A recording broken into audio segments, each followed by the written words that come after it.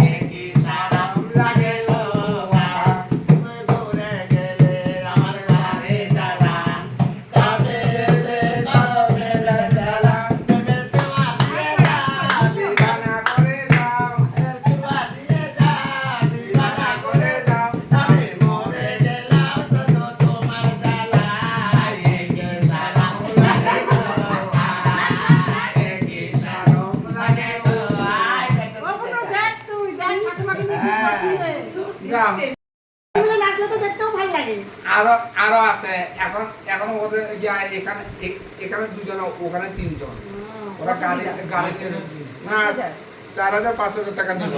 মাসিরা 50,000 টাকা চাইছিল, শেষ পর্যন্ত 11,000 টাকায় রাজি করা হয়েছে। আর নিয়ে গেছে কিছু ভুজ্জি, আর দিয়ে গেছে চাল ও সর্ষে। বলেছে মেয়ের মাথার নিচে রাখতে, তাহলে কোনোদিন নজর লাগবে না।